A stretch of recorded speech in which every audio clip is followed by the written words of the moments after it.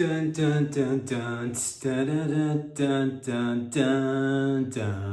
dun dun dun dun.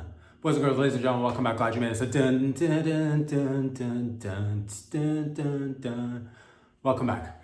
Boys and girls, ladies and gentlemen, it is another social production. Glad you made it. It's another episode. We're doing it on August. Let me check the day once again. It is August the 9th, 2024. We're doing it. It's Friday, baby. I hope you're doing well wherever you're tuning in from, whether it's your first time. Buckle up, buckle down. Where can you find these videos? On Instagram, follow me there. Subscribe on the YouTube channel if you'd like to view the videos in full length. Check out patreon.com/RobSadri if you'd like to fiscally, financially support the show. If you've been with me from the get-go. Sending all the love right back to you for all the love and support.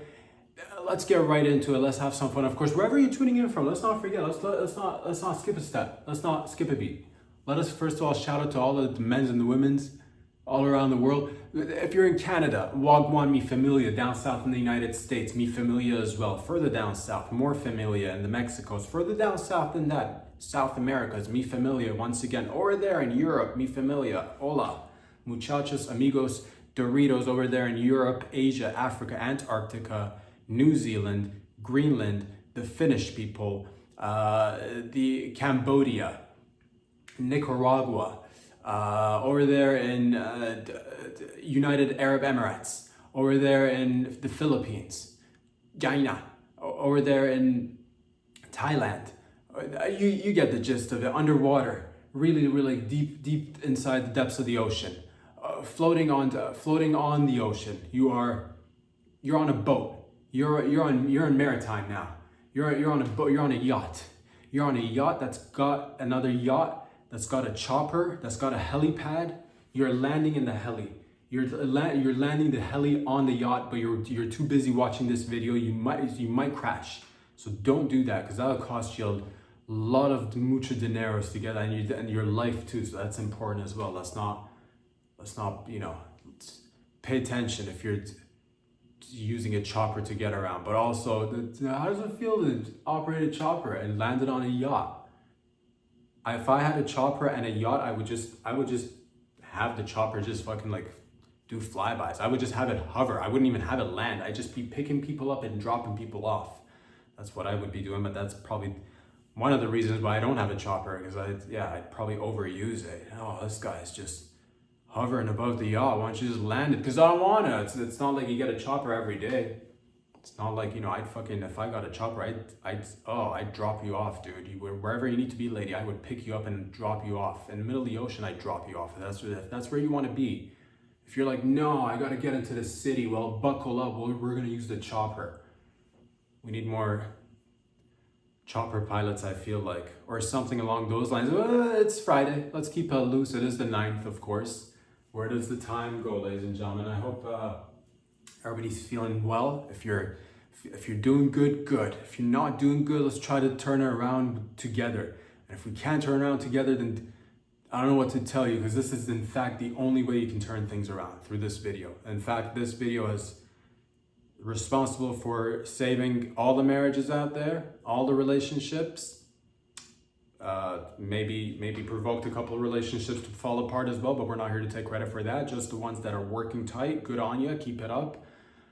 The ones that, if it wasn't meant to be, it wasn't meant to be. They say that. Let's get a sip of this shit right here. Let's just hold on. So let's get caffeinated. I feel good.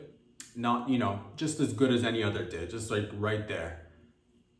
I did see a beautiful little man. I'll tell you this. I was standing outside late last night, having a cig before, hitting the old hay, catching some Z's, and it's nice to watch the animal kingdom at work, because I see a little skunk from across the street, just kind of like, just moseying around. Just, oh, what am I doing here? Am I gonna cross the street? Am I not gonna cross the street? And a vehicle comes, and the smart little skunk watches the vehicle pass by, and then as soon as the vehicle's gone, he crosses over. He's getting close to me, and I'm like, oh man, it's dark outside. Just like, oh, I'm not trying to aggravate this skunk fella. These skunks are, and that's when it occurred to me. I don't know if it's a reoccurring thought, but it occurred to me, skunks are little gangsters. Skunks are oh man, nobody messes, because that's the thing. I try to make myself a little bit bigger, just like, but there's only so much I can do. I wish I could fucking like inflate like a little inflatable doll, if I could just, if I could instantly add like 200 pounds just to make myself a little bit larger, be like, get away, skunk, get out of here. But I couldn't do this. So I just shifted and adjusted my position just a little bit just to see if it sees me moving in the dark. I think it did. And it went into the shrubs and the bushes. And instantly, as soon as it started going to the bushes, I see a couple of baby raccoons coming out the bush. I'm like, man, that's right. This little fucker's a gangster. These little raccoons were running around just scurrying quickly because they know what's up. And there were young ones too. They were young raccoons. They were baby raccoons, baby coons. But I don't know if they've been sprayed before. I don't know, maybe a relative got sprayed before, maybe like, because of that. I'm like, how does it know? It must have just, yes, of course, if you see another species, you're like, raccoon sees raccoon, recognize raccoon, we're just gonna coon around here together. Or baby raccoon sees a skunk. How does he know that it's not just like in the dark? It's not like they got the best eyes. They got raccoon eyes. They got our eyes. I don't know how, are they like 20/20? Is it like infrared? I don't know. Are they like, do they smell it before we smell it? Is there a pre-scent to the actual, like, do they have like how we got pre-com, do they have pre-scent where baby raccoons can pick it up and be like, let's just get out of this bush because this fellow's gonna, you never know. But it was nice because it was like, man, look at this little and that's the beautiful mechanisms of nature. Yeah, tiny little, it's basically a squirrel. It's basically a squirrel that went to Home Depot, got a can of white paint and just like, gave him or herself a little mohawk, just what's up. And then coming in at nighttime, doing that nocturnal shit, hanging around owls and mice and rats and roaches and who knows what else. But it's a little, it just made me, realize that every creature is beautiful. And yeah, it's not the size of the skunk that matters. I don't even know where I was going with that. It's just Animal Appreciation Day, Friday. Today is what it is. So shout out to the skunks out there. And it is peculiar. It catches me off guard every once in a while. I feel bad. I see one if I'm driving and they've been impacted by a little bit of that vehicle impact. You see them lying sideways and it stinks after you drive. And it doesn't, after you drive over a skunk, you don't necessarily smell it instantly, but after you drive like maybe just, 30 seconds, then it starts seeping into the car. And every time I drive over one, or like not over, like if I see a dead one, I have to drive by it or something. I'm like, oh man, the windows are up. I hope the smell doesn't come in. And the first few seconds, like 2-3 seconds, 4 seconds, maybe even 10 seconds goes by. You're like, all right, no. As soon as you reach like 15 seconds, it starts seeping in. No matter what, it starts seeping in. And for like, for a good 5 minutes, the entire car smells like skunk ass, which is nice. But it's peculiar as to how nature, it mimics itself sometimes, because that's weed, it's a plant, but how does it smell exactly like skunk ass or skunk juice? How does it, some weed strains at least, not all, but some of them, where you smell it, you're like, man, skunk or skunk? Dank or stank? You know what I'm talking about? So it's like, it's peculiar, weird, and I appreciate it. So shout out to the animal kingdom out there. And what are we even talking about today? I don't even know. Let's get a subject. It was Friday, had a little bit of sleep, not too much sleep, but enough that can get us up and going with a little bit of help with the old caffeine. Ladies and gentlemen, let's get right into it. Life is meaningful. Life could also have its moments of just like, man, what is this? But everything, whether human, animal, object, has its moments of observation, and life is going through them and their experience. And it's fascinating. And I'd like to imagine what would it be like to not be a human and just be a part of a human or an object. How do they view the world? How's the world presented to, let's say, a blister on your toes? How does a blister view the world? What's the life expectancy of a blister? What does it entail to be a blister on your toe? What do they experience? What do they see? Do they like? Because that's just, a blister is just, because regular activities will lead you down to, it's a straight and narrow path. You know what's going on. Oh, no blister. That's just skin. Your dermis is intact. Nothing to worry about here. But if you've been, if you go on hikes, if you go on walks, if you go on jogs, if you wear maybe tighter than normal levels of tightness for your shoes, if you've got tight shoes or whatevs. Or maybe you just walk long distance like your boy does sometimes and you end up with a blister. That's just, you got to think about that, because that's a part of your skin, and skins are made of cells, and cells are alive. So your blister is essentially, it's your skin coming alive. That's your skin just like seeping through, just poking its little teeny tiny head out on your toe, just saying hello. What's going on here? Do they look for, when a blister starts forming, does it get, because you have different kinds. You got the dry blisters, you got the ones that fill up with water, and where does that come from? Can you drink it? If you, and that, is that, let's say you're walking in the middle of a desert, there's no, it's shortage of water, no streams, no rivers. If you walk long enough, if you do end up with blisters and you end up getting juice in your toe from the blister, could you drink that water and stay a little bit replenished? These are survival techniques. Of course, I'm not here to tell you how to live your life. Don't go around sucking on blister juice, although some might argue that that is also one of the, that's an elixir of life. That's a youth elixir. They'll say that, oh, you want to reverse your age, you want to turn 50 to 40, you want to turn 30 to 20, drink a little bit of that toe juice. Essentially, that's what they'll say. Some people bottle it up and they'll put a French label on it and they'll sell it to you. This is European toe juice. Apply it to under your eyes for relieving yourself of dark circles under your eyes. And you're like, I work quite hard for these dark circles, thank you very much. But they're like, no dark circles. And you're like, what if I want extra dark circles? What if we made that a good thing? What if we made extra dark circles under your eyes? What if we made that? But then it's products for everything is essentially what I'm trying to say. But I don't even know what I'm saying. But all I'm saying is that, yes, what does it feel like to be a little blister? Just like, when you're tiny, do you wait now? You get a little bit, you've been activated. Now do you sit there just kind of like, rubbing your metaphorical hands together, just hoping for a little bit of water fill up to get in there? A little bit of water fill up to get in the skin? Oh, bubble up. Does it like it? Does it like it the bigger it gets? Does it become stronger? Have you been out there ever, did you get a blister that started to, start small, medium, and then start to get large? Did a blister take over your entire body? What if you get could you get one large blister? Could you just get extra layer of just juice and skin around you? What happened to you? I was in the sun for way too long, got a little bit juicy out there.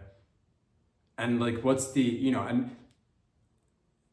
and it's alive until that skin gets punctured, until the juices start flowing out. That is a live, living entity of its own. It's not regular skin. It's not human, but it's human.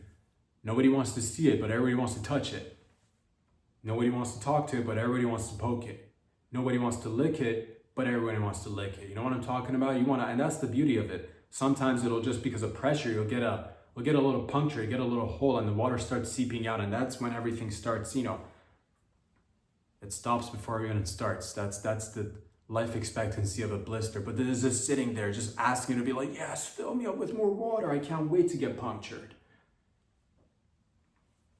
And then you puncture it, whether accidentally or on purpose. Now you've made room for air to seep in. Instantly, the new skin is starting. Oh, the new skin must be just like suffocating underneath it. Oh man, I couldn't breathe in there. Just catching, gasping, trying to get a little bit of that oxygen or nitrogen or whatever the things used to breathe. I wonder if it's thankful, the skin underneath the blister is like, oh my God, suffocating in there. So thankful that you open a little gateway, I can breathe a little bit. The skin underneath starts smoking after a few minutes of catching its breath. And then sometimes you got the single blister, and then sometimes you got a family of them. You got ones that'll like pressure the other side of your toe, that'll lead to another blister. Now you got two blisters. That's like a couple of blisters. That's a beautiful romantic relationship between blisters. I wonder if they know that they're in it together. This feels nice. Yeah, it does feel nice. You're squishy. No, you're squishy. I wonder which one of us is gonna go first. I wonder. Let's go together. Let's burst together. Let's make the shoes wet a little bit. Let's get these socks soaked a little bit at least. And if you're lucky enough if it's deep enough, sometimes it might bleed. Sometimes it might just blend. That's just life oozing through your feet, man. That is something to like fucking remind you that you're still alive and kicking out there. Life through the eyes of a blister. Oh, just pop me, won't you? Like a little bit more, hold on a little bit. And it's like it must be orgasmic, must be a little bit of just a relief, just a little bit of a valve opening up and just letting everything just like deflate a little bit. But that's beautiful, man. That's part of human experience, but that's part of human feet experience, more specifically, life through the eyes of a blister. What else is going on, ladies and gentlemen? Life through the eyes of many things is fascinating. Another object, place, person, or thing that we could think of, that we could view the world through its eyes. Just thinking about it, life through the eyes of a tampon. You know, life through the eyes of a tampon. What a fascinating life that is. Because yeah, man, you don't know whether you wanna, you know, are we even talking about, is this connected to reincarnation? Is this connected to just, you know, everything? Maybe it's not even connected to reincarnation. Maybe it's just everything having life, given the fact that everything is from nature. Everything is sort of kind of alive, even though, you know, some things don't necessarily show it. And I'm not saying I know things. I'm not, man, just curious, just a curious little fellow that wonders sometimes. Yeah, I wonder, what is the tampon thing when it's in the manufacturing conveyor belt, where when it's getting popped off in, like, you know, wherever they make tampons, and I don't know whether it's local, domestic, or foreign. You know, do they line up by the other tampons knowing what's about to happen? Do they talk amongst themselves? Man, I wonder I wonder what kind of vagina I'm gonna be inserted in. They'll say that. Everybody's wishing each other well before they get boxed off and sent off on a mission. Man, I hope you get a good flow. I hope you don't get too, I hope it doesn't get too messy and one's just smoking in the corner. You know, it's always gonna get messy when in our line of business. And that's how tampons work. Or at least talk in a really deep voice. You know, that's how it works in our line of business. You know what I mean? Just wishing each other well. Or do they say, hey, now that you're a tampon, I hope you get the biggest flow so you really experience something neat? Because you'd hate to be a regular tampon and just go on like somebody just like spotting on you, and you know, you get flushed down the whatever. I don't think you're supposed to flush them down the toilet, actually. Or you put them in the garbage can or whatever. But if you've heard from your, you know, predecessors, the other tampons, your friends, your familia, you're like, man, yeah, you're gonna get in there, you're gonna be inserted into a vag, and the unknowing tampon is just going, what's a vag? Think of it as an envelope. Think of it as a clam. Think of it as a little, you know, think of it as a bun of sorts, and you're getting inserted, and it's gonna be dark. It's gonna be dark while it's on the conveyor belt, and you know, the tampon's not used to being in the dark because it's just being made right now. It's like talking to others, trying to get a little bit of info. What's it gonna be like? It's gonna be dark. Well, you'll get a glimpse of it, what it feels like to be in darkness once you're inside the box. We will get packaged together, you know, 10, 15 at a time. I'm not quite sure how many tampons are actually in a box. They probably vary. They might even sell Lucy's on the street. Want a Lucy? Oh, you read my mind. I'm bleeding heavily. Of course I need a Lucy right now. But yeah, I wonder if there are ones that wish the other ones like, I hope you get a really heavy flow. Because yeah, I heard somebody got manufactured and they just got a little bit spotted. Somebody spotted on them, and that's their life. That's the way, man. Is that a life worth, you know, experience? Or do you want to get the full flow? Do you want to get the, or do you glow? Do you boast and you get out of it, you're like, yeah, I walked out of that hole with only a couple of spots on me, bitch. Talking to the other tampons that are just like fucking, you know, just drenched, soaked in blood and all, like, you know, blood clots, the whole shebang, the works essentially, you know. And beforehand too, once they get inserted, and it's like they've heard of it, that they're gonna get blood on them. But before the bleeding happens, you're gonna get a little bit of vaginal fluid on you. That's gonna be your life. And I wonder if they look forward to it. They're like, yes. And of course, vaginas differ. Of course, some are dry, some are wet, some are extra wet, and it's a whole, you know, it's a degree of things, you know, from extra dry to extra wet. I don't know. Do they wish that they go in dry and then eventually get wet with the Would you want to get wet only with the blood, or would you want to get wet with a little bit of vag fluid and then get the blood? And that is something, again, to think about through the eyes of a tampon. And then how does your life end after? You get tossed in the trash, you go into recycling. I'm not quite sure if they recycle it. You go into the trash and you become part of a large garbage pile down the line, and maybe you get sent away in a bag, end up overseas. Your bag that's containing you gets dumped on a hill. At nighttime, a couple of raccoons come by, open up the bag because it smells like food and also a little bit of nickel. They open it up, they rip it open, and they start gnawing on a used tampon, and then you gotta wait for particles to you hope for a little bit of rain, a little bit of snow, a little bit of wind, just to start getting your parts like separated from you, so you become one with the everything once again, and just become part of the earth and come back as who knows what again, whether that's reincarnation or just objects, things having some sort of a life or a consciousness. It's curious. It's neat to think about. At least I think it is. And if I think it is, then some of you might think it is too. And if you don't, well, think about it now. Good. Glad we're all on the same page. Life through the eyes of a tampon.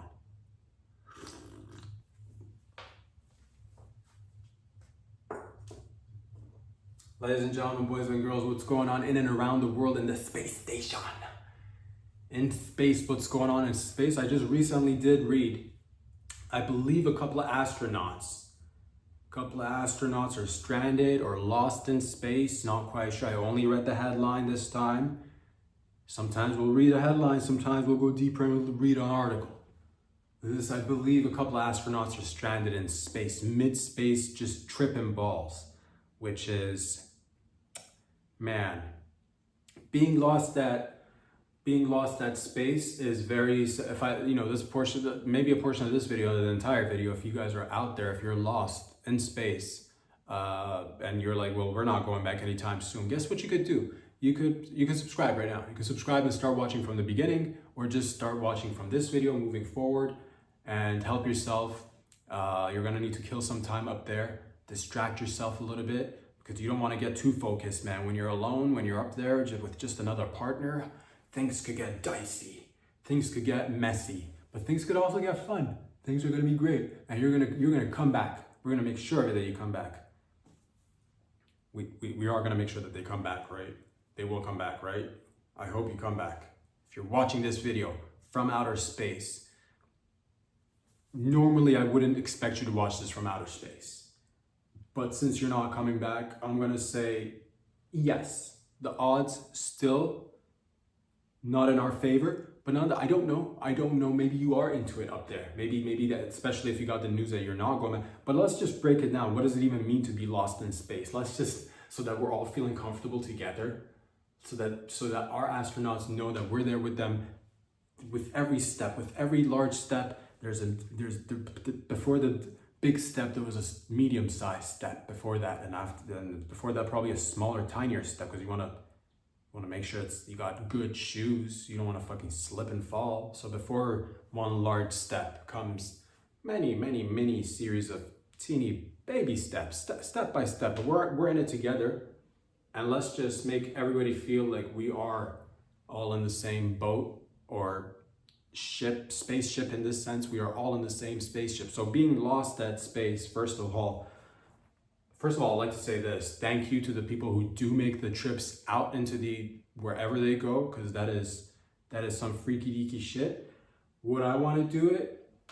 Not like not of course in these initial stages. I've said this before, I'll say it again. It's like once I see Starbucks, McDonald's, a couple of Tims just to make me feel like I'm at home. Couple of just stores, chain stores, just a couple of people smoking upstairs, just a couple of people just, playing dice on, a couple of just, Uranus's belt is just like, being used as a little opium den or something. Once I see those things going on, I'll feel kind of, so it's we still got time for people like me to go up there, but I do appreciate the folks that at least make the attempt, that do go out there wherever that is, And yeah, it's incredible. But let's pull it back together so that everybody's feeling comfortable, so that everybody's reassured that we're all in the same spaceship together. First of all, what does it even mean to be lost? Let's unpack this little, what does it mean to be lost? Which one of us can claim, in fact, that they've never been lost in life? So if you've been born, if you came out the vag, or if you came out a C-section baby, shout out to my C-section babies, non-pervert babies. The rest of y'all are a bunch of, but that's not on you, man. I don't blame you, but whatevs. No judgment here, but judgment here. But I'm just saying, so you're lost in space. Everybody at one point has experienced being lost a little bit, at least. You come into the world, you're like, where am I? So initially we're very much alike, very similar. Who are these people? You fucking punch a doctor in the face and grab your mom's tit but we're all in it together. Feeling lost, maybe, I'll say this, I myself, of course, now we've got GPS, but before GPS, did I get lost a little bit here and yeah, when I was younger, there was no, there was before the advent of smartphones and GPS, you had your neighborhood, you had a little bit, outside the periphery, outside, and then you had towns outside of your town. And yeah, a couple of times did I get, yes, yeah. In fact, I'll tell you what, I did at one point when I was really young, going out shopping or something with my mom's, really young. I don't even know how old I was, but I did. I lost my mom, or she lost me. I don't know what happened. I had an ice cream cone in my hand, and at one point I just turned around and my mom's not there. And did your boy panic? Did your boy end up spilling the ice cream cone into a lady's lap dress? Did the lady freak out and kind of get upset at the fact that this young boy, kind of just dropped his ice cream on her dress? Did she get a little bit upset? Of course. Did her yelling and screaming help? No, but also yes, because I was found immediately after. Was that lady's day kind of ruined? Yes. Were there lessons learned? Yes, that once you get lost, you will be found. Most likely, in most cases. And also, don't go screaming at children if they happen to, run into you with an ice cream cone. I know it's not, I'm not gonna I'm not gonna say that it impacted me in any shape or form, but I do remember it. It's fucking, it's etched in there somewhere. So I do remember that, just like, so upset. But nonetheless, we all made it through, which is the most important thing. So that was one experience where I got lost and I was immediately found, which was nice. Let's break it down. You are in a vehicle, you're in a vessel. Most of us are also in vehicles and vessels on a daily basis. Yours is, of course, a little bit more highly equipped. But nonetheless, you're in a tin can, which should reassure you that you, just like us down here, we are with you, and we are also in tin cans a lot of times. Good portion of we travel in tin. Some people take flights.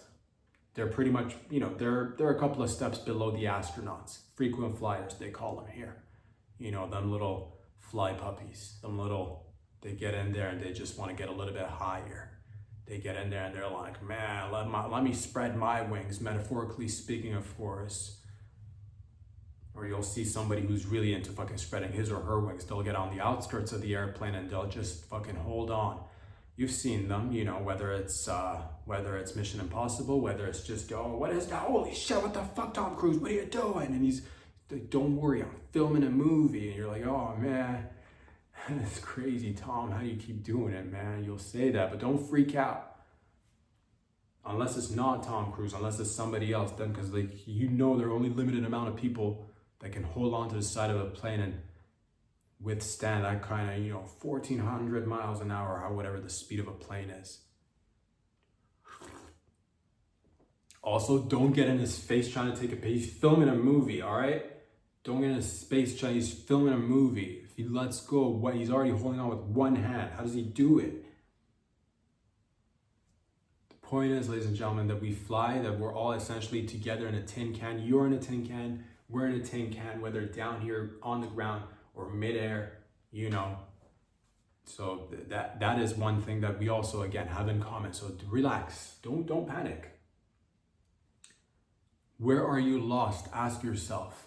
If you're like, I'm lost in space. Hate to break it to you, but also hate is a strong word. So I'm going to just reverse that positive energy. Love to break it to you. We are all lost in space.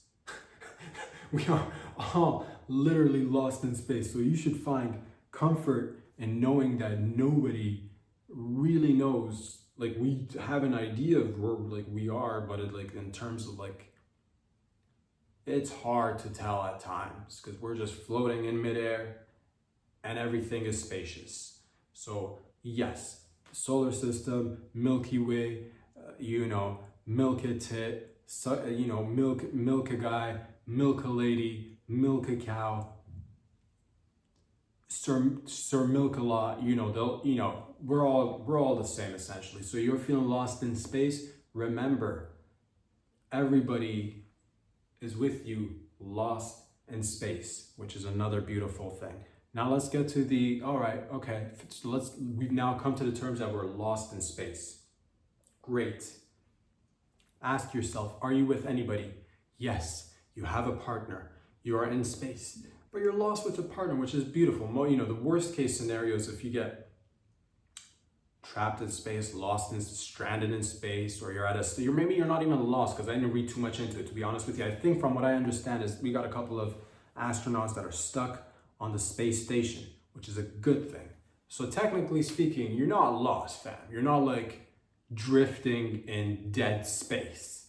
You're very close to it, but you're not in like deep dead space. You're not like, you're hooked to something, I'm hoping. They are hooked to something, right?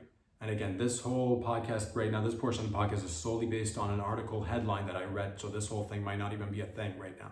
There might not even be any lost astronauts. Hypothetically, we could pretend like there are lost astronauts or real life astronauts stuck in the space station because their shuttle got delayed because the previous shuttle, because I'm assuming the previous people who boarded the shuttle partied a little bit too hard, because we all know what astronauts like to do, man. You get up there with the anti-gravity, things are a little bit loosey-goosey. Next thing you know, oh man, this astronaut's outfit is awful hot in here and I need to take a piss, but where's the bathroom?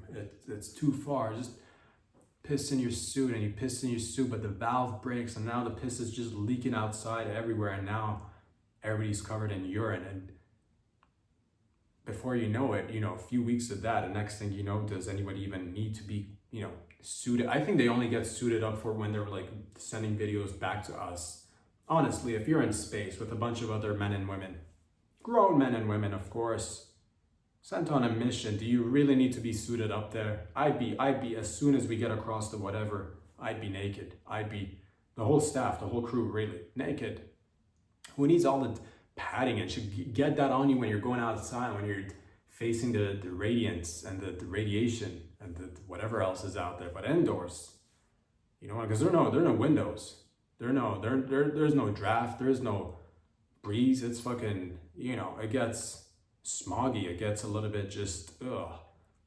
So I suggest, if you're with somebody, lose the clothing items. Let's just come to terms with where we're at right now. We're in the middle of the space station. The shuttle that was previously used by they got too litty. They were on one when they got on, and they stayed on one until they got off, and they just wrecked the entire, and there's no shuttle service going back for some time. We're gonna have to get Elon to send a shuttle, maybe I don't know, the fella who owns Virgin Mobile or airplanes or airlines, that guy, Branson. I forget the first, I want to say Richard Branson, but I could be completely wrong. But it feels right. But if Sir Branson, I'm gonna say it feels right, inside, and I'm gonna go with it.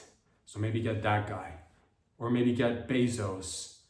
Put Bezos, Elon, Branson in a room, make them create one giant shuttle rocket that'll get our boys and girls back in no time, in some time, but safe and sound nonetheless. So yeah, let's lose the clothing items, that's for one. Let's just, if we can just lose the clothing items, we're there. Second of all, ask yourself this. How much supplies do we have left for you up there? Is there enough fuel? Is there enough petroleum up there, if that's what it is? Is there enough jet engine fluids? Is the solar battery, like, I don't know, whatever source of energy is, the nuclear battery reactor, whatever you're using, as the little leprechaun lit on, like, you know, as the little leprechaun lit on fire, do we have enough of those to go in the furnace to, you know, heat the, whatever it takes to get the, whatever is making the rockets stay up there, whatever is making the space station function? Do we have enough coal?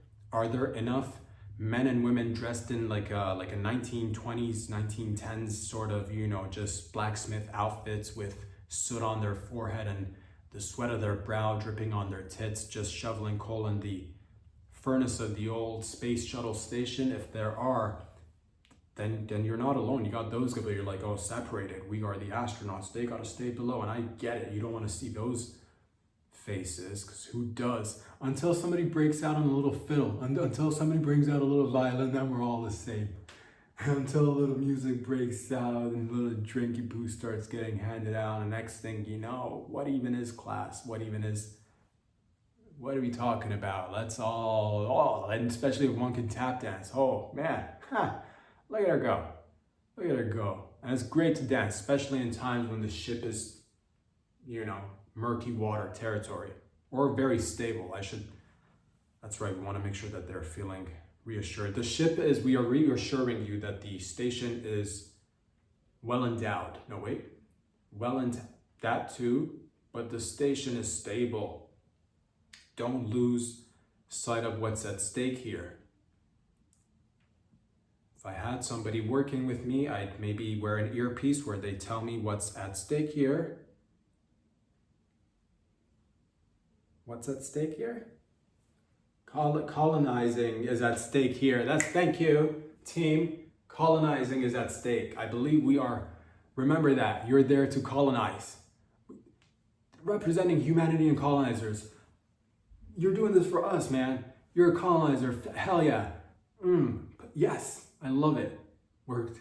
Make that into a t-shirt and sell it everywhere. Colonize this. But like that. Colonize that. Colony. Okay, so you're there for, so remember what you're there for. Okay, big humanity picture. You're there for the team, all right? How much resources do you have left? And if it's limited, I'd like to again point out that many of us, whether we're down here on Earth or mid-flight, we too are on limited supplies. So don't be freaking out if you're like, some of us more so than others, some of us less so than others, but we are all, in terms of just, are we limited in supplies? Yes and no, because you only, they say, are the only limit that limits you is the limits that you set on yourself, is what someone might say in regards to limits and food supplies. But you should count how many more energy bars you do have left. That'll give you a clear indication of how you should start rationing, is what I would suggest. Again, I'm not a rational or a ration expert. I don't know much, but I do need you to like figure out how much food you have. If you're gonna be staying up there for however long it's gonna take us to get a ship up to you. I don't know how long it's gonna take for us to, yes, we'll make it jiffy. We'll make it quick. We'll make it, it'll be there quick. And again, if I had somebody I was working with, I'd tap into my earbud and just ask how long it's gonna take. Oh, wow, longer than expected. Well, you don't need to know that. We will be there shortly to save you, of course. And guess what? There's gonna be plenty of barbecue on board once you get picked up. Enough barbecue and beer to go around so that you can feel comfortable while, man, So you're there. Count how much food you have. And again, remember that many of us count our research. We are, everybody to a certain degree, we can all agree we are all working within certain limits, or we're not, or maybe we are. So let's do that. Okay, now you found out how much food you have, how much water you have, how much,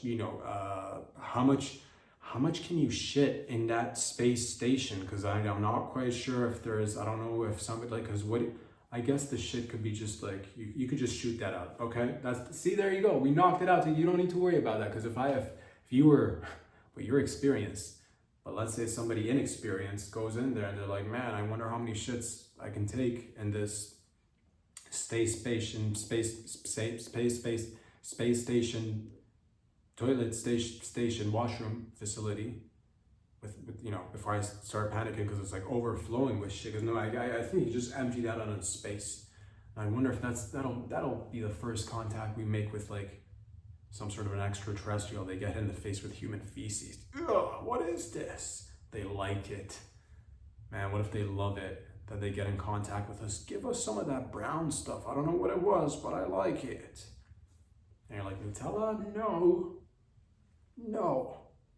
They implant a little emoji in your brain via telepathy. That, give me that, whatever that is.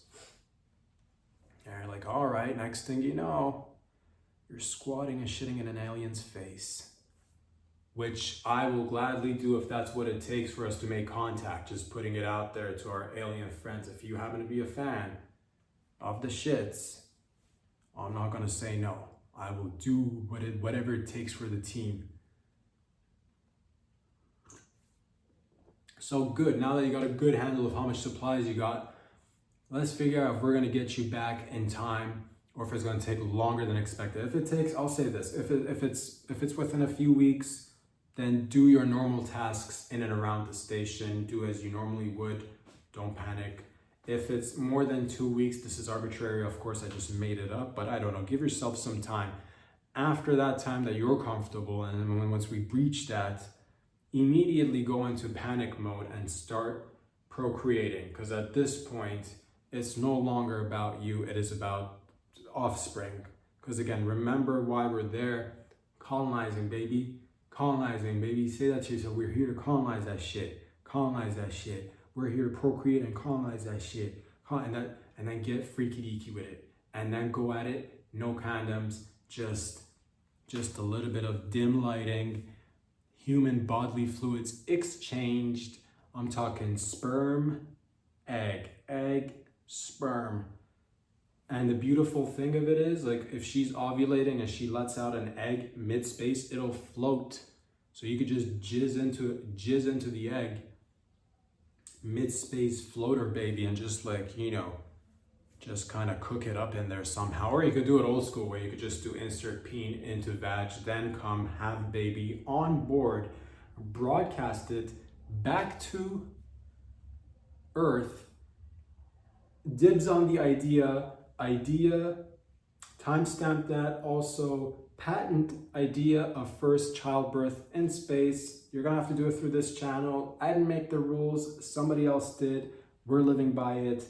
You're gonna have to upload it through this channel, the first live birth experience of a human being born on a space station due to emergencies or just a good time. So we let that happen. And then the ratings will be fucking astronomical. Yeah, it'll be great. It'll be great. You will, of course, have to work with limited supplies. Once again, I'd like to remind you that many people on Earth are also working within certain boundaries and limited supplies. So you're not special. You're not special whatsoever. There's no difference between you and any other person down here, literally. You're no better or worse. Yes, in many areas, you're much better. But in some areas, I bet astronauts are probably like not very, okay, well, they work well in teams, so they're sociable, so they got that going for you. They do step up when called upon. This is like you've gone through a lot of schooling and training, sure, but you're no all right, you're far greater than many people out there, but that's why we selected you. So it's now time for you to make a space baby and let that space baby just, quickly raise it, teach it stuff. If we're not going to be getting back, teach it how to grow up. And oh man, there's only two of you, huh? This is classic Adam and Eve shit. This is back to the beginning once again.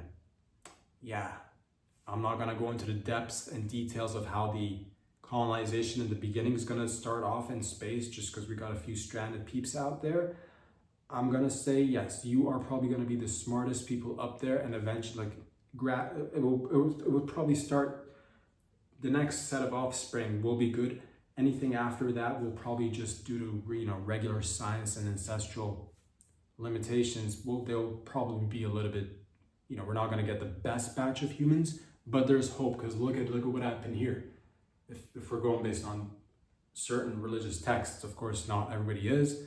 I don't even know what happened really, to be honest with you. It was just two people that started banging, having and then their kids had to make love with each other and have each other's babies, and eventually you got to cousin fucking, which was a good thing. And then eventually you got separated and eventually become strangers, and your genes are not. But again, the first set of babies on this spaceship will potentially come out, the first batch will be fine. Second, third batch, questionable. But not to say that it could go really well. One of them could be very autistic in a positive manner, of course, and fix things and get you back. The other one can cost you a lot in terms of, you might need extra assistance. You might need it might not be a typical learner. So there might be, but the good thing is they're in space, so they will not be ridiculed or, ostracized for their unique perspective on life. Let's just say that. So there's, again, pros and cons. And yeah, the main thing is do not panic. Being lost at a space station is no different than being lost at sea. I could tell you this, I was once extremely high on a ship traveling from the UK to Paris, or from the UK to France, if I'm not mistaken, extremely high, or from Paris to, again, I can't remember because I was and I got seasick. And that was the only time that I've been seasick. I don't recall I've been on a couple of ships here and there, not like major or anything, a little bit, nothing cray, but that one time that I was extremely high on, on synthetic marijuana, that one time, really high, really high, and seasick too. And I always thought it was bullshit. I'm like, why do people get what's seasick, man? What kind of puss gets seasick? And it happened to me, and I noticed that as the waves got more wavy, the inside of your boy's tum-tum got a little bit wavy and unsettled.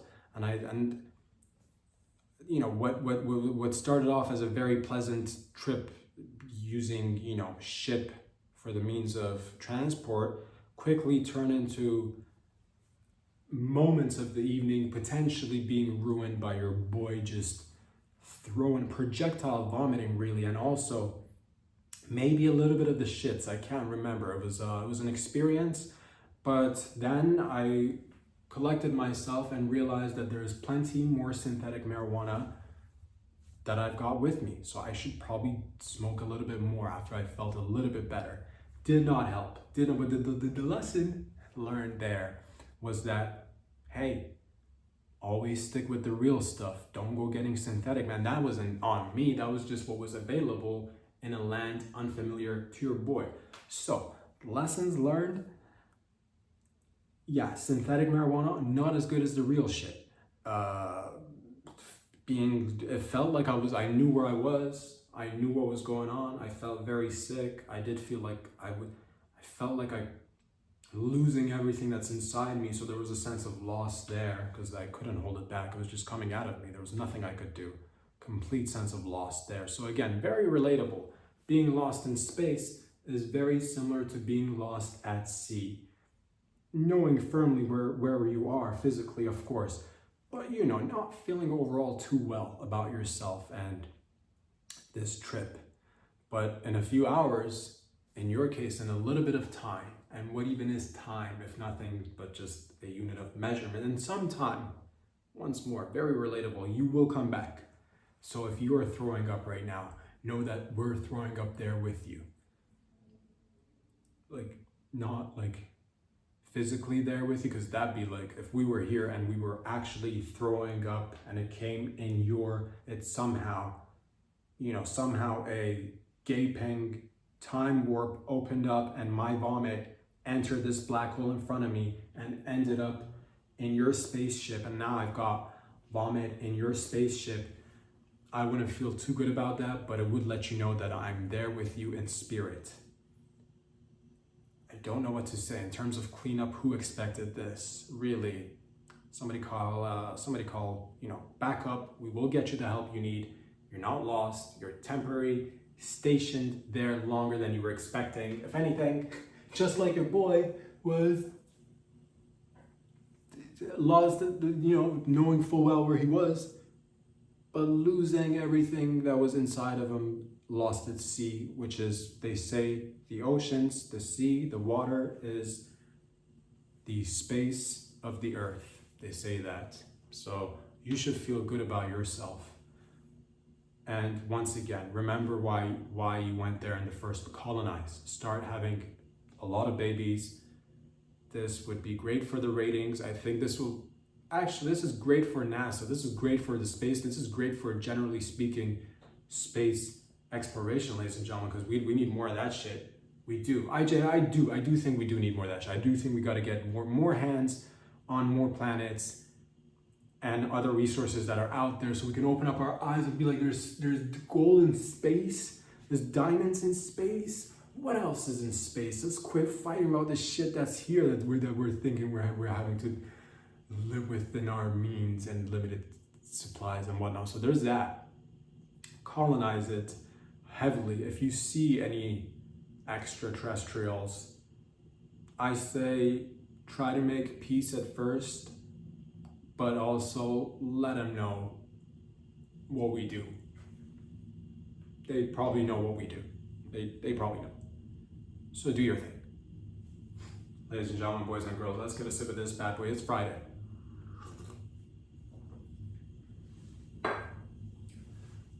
If we can just skirt, change subjects for a second and get into another saying that's great. They say that if you are, if you got the nerves, if you are nervous, if you are excited, if you are a little bit just like, you got to get in front of people and talk or give a presentation or, do something with other people. They say that the best thing you could do to feel comfortable is picture everybody naked or in the nude. They say that. But let's unpack this as well together, shall we? How can we take this little nugget of gold, extrapolate, get the most optimal amount of comfort out of this situation? I say this.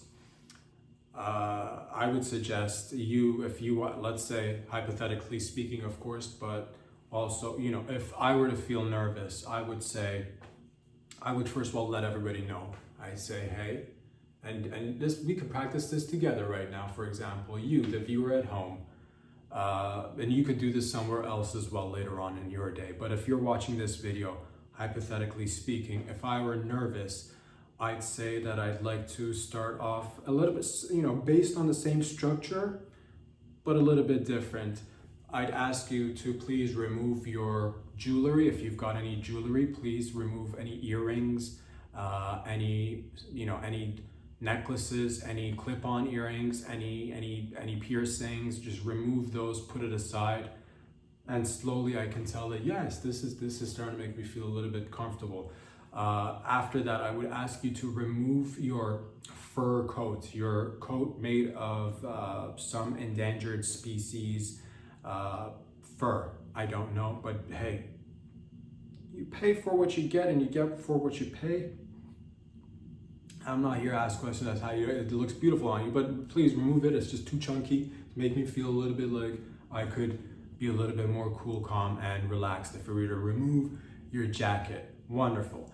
Underneath the jacket, of course, now you have, if I could ask you for further comfort for everybody's comfort levels, if you could remove your turtleneck, your turtleneck, go ahead and remove the turtleneck.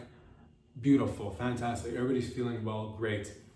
Remove your belt. Fantastic, great. Your belt has now been great. Rhonda, we are feeling more comfortable as we go. Take off your shoes. I should have probably, in the meantime, take off your shoes as well. Great. Now your shoes up. Take off your socks if you can, please. If I may, remove your pants. Fantastic. We are down to the underwear. We're down to the briefs, the boxers, the G-strings, the granny panties. Let's not forget the reliable granny panties. You remove them. Remove the bra. Set it aside. And let everybody just breathe and get a little bit comfortable. This is normally where most would stop. But in order to, again, squeeze out as much juice out of this hypothetical lemon that we've got going on, let us squeeze a little bit further for optimal amounts of comfort. Now, if you could look over to your left and to your right and start making love to whoever's next to you. Just start going at it again. Remember what this is for: optimal amounts of comfort. And if we're comfortable together, then is there anything that we can't achieve? So go ahead and start fucking. Break out into an orgy. Let that orgy go on for about half an hour. Water break, take 5 to 10, come back. Orgy for another 45 minutes. Break for 5, 10, maybe let's get some pizzas coming in. Let's get some drinks. Let's replenish, get some energy, 10, 15, 30 minutes, relax. Go back at it again. Orgy for another hour, 2 hours. Then I'm gonna ask everybody to please put your shoes back on. Your socks, of course, go before that. Your pants, your belt, your beautiful leather jacket, put it on. Your suit, your hat, your tie, your sunglasses.